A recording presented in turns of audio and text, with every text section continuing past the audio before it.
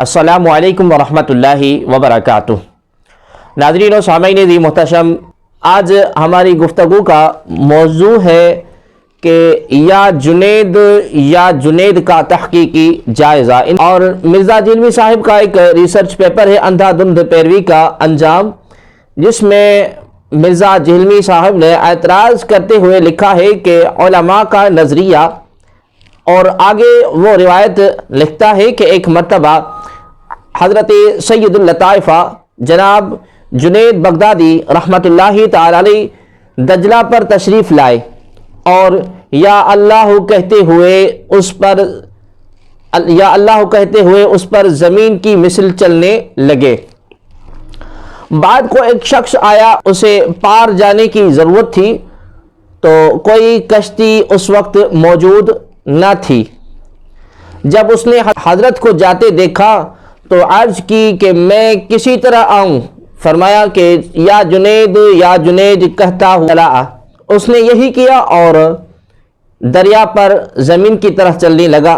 جب بیچ دریا میں پہنچا تو شیطان نے دل میں وسوسہ ڈالا کہ حضرت خود تو یا اللہ کہیں اور مجھ سے یا جنید کہلواتے ہیں، میں بھی یا اللہ کیوں نہ کہوں؟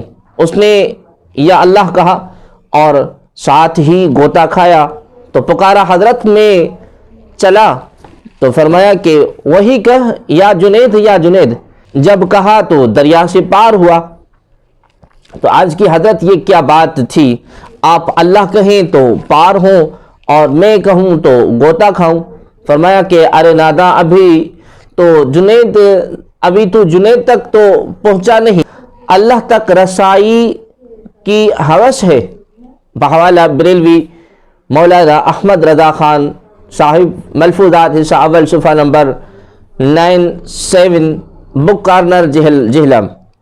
یہ اس نے سیدی اعلیٰ حضرت رحمۃ اللہ تعالی علیہ کے اعتراض کیا ہے ملفوظات شریف پر، اور آگے یہ حوالہ نقل کر کے اور لکھتا ہے کہ وہی کا فیصلہ، اور آگے لکھتا ہے کہ سیدنا عبداللہ بن عباس رضی اللہ تعالی عنہ بیان کرتے ہیں کہ میں رسول اللہ صلی اللہ علیہ وآلہ وسلم کے پیچھے سواری پر بیٹھا ہوا تھا، تو آپ کریم صلی اللہ علیہ وآلہ وسلم نے ارشاد فرمایا، اے بیٹے تو اللہ کے احکام کی حفاظت کر، اللہ تبارک و تعالی تیری حفاظت فرمائے گا۔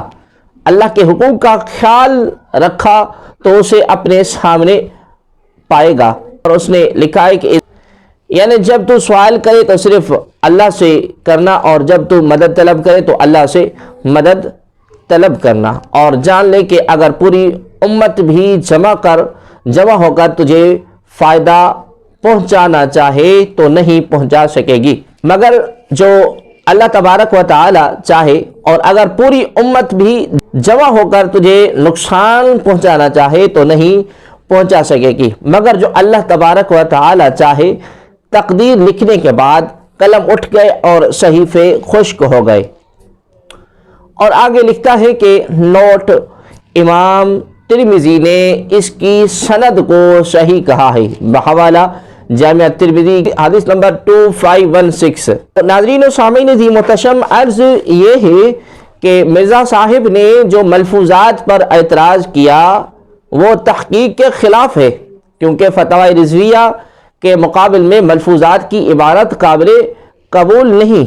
خود مفتی اعظم ہند مولانا مفتی رضا خان نے ملفوظات میں اغلاط اور کاتب کے غلطیوں پر اظہار برہمی اور ناپسندیدگی کا اظہار کیا ہے، کیونکہ ناشرین ملفوظات چھاپ رہے ہیں مگر اس کی تصحیح کا کوئی اہتمام نہیں کیا گیا، لہذا فتاوی رضویہ جو کہ مدون ہے اس کے مقابلے میں ملفوظات کو وہ مقام حاصل نہیں جو ایک مصنف کے اپنے ہاتھ کی لکھی ہوئی کتاب ہوتی ہے۔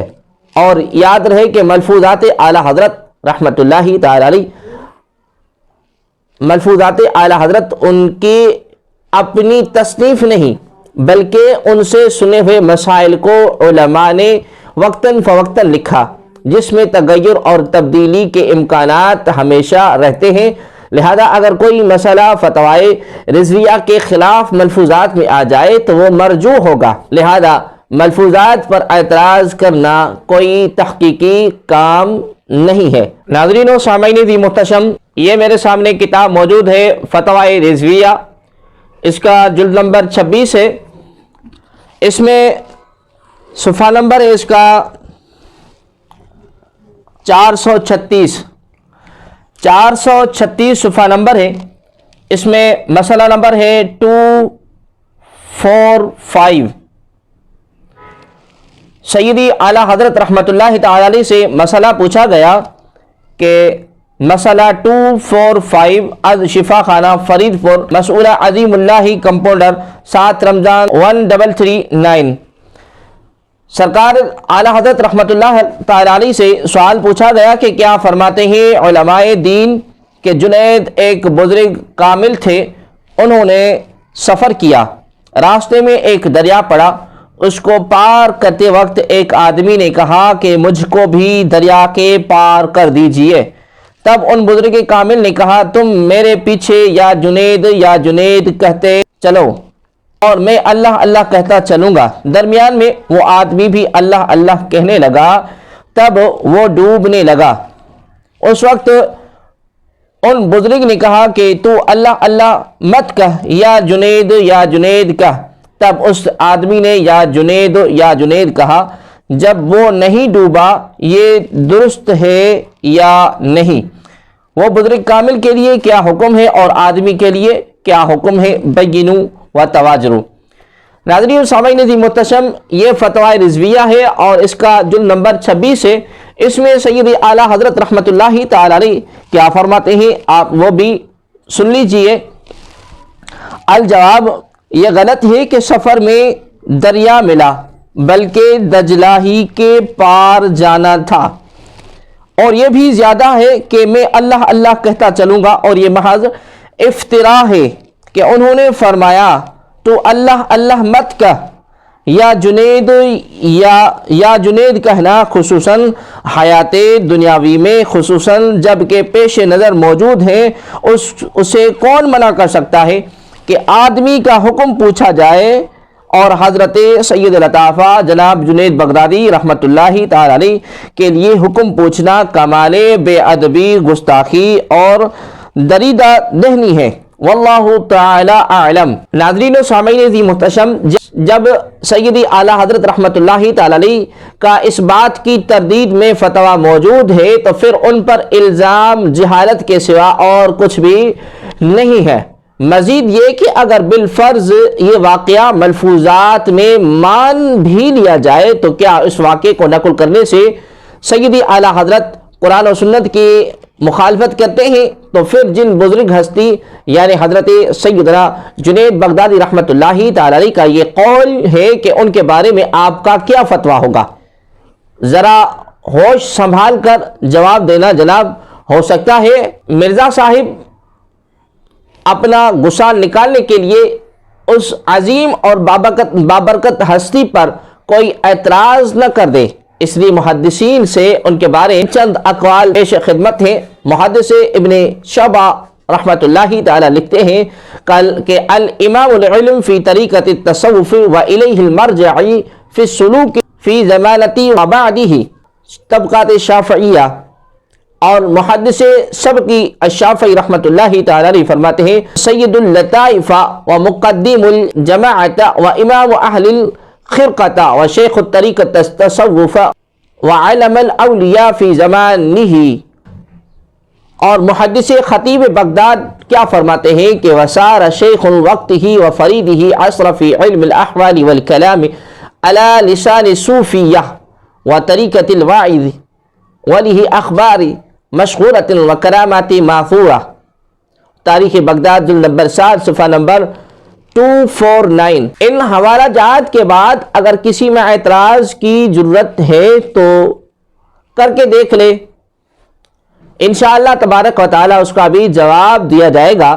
اگر اس کے بعد بھی سیدی اعلیٰ حضرت رحمۃ اللہ تعالی علیہ پر کوئی اعتراض کرے تو اس کو شرم اور حیا سے کوئی واسطہ نہیں، کیونکہ محدثین نے تو حضرت جنید بغدادی رحمۃ اللہ تعالی علیہ کی زبردست توثیق اور تعریف کی ہے۔ اگر اعتراض کرنا ہے تو پھر ان محدثین کرام پر کیجئے۔ مزید عرض یہ ہے کہ مرزا صاحب کو صرف اکابر اہل سنت ہی ملے ہیں اعتراض کرنے کے لیے، اور اس کے برعکس وہ یہ کہتے ہوئے نہیں تھکتے کہ وہ تمام مکاتب فکر سے اختلاف رکھتے ہیں، مگر انہوں نے اپنے پورے پوسٹر میں ایک جگہ بھی غیر مقلدین کے خلاف نہیں لکھا۔ اس سے یہ معلوم ہوتا ہے کہ مرزا صاحب غیر مقلدین حضرات کے بغل بچے ہیں۔ اگر مرزا صاحب میں دم اور خم ہے تو پھر گمراہی کا فتویٰ ذرا غیر مقلدین جید عالم مولانا غلام رسول قلعہ میاں سنگھ پر بھی لاگو کر کے بتائیں۔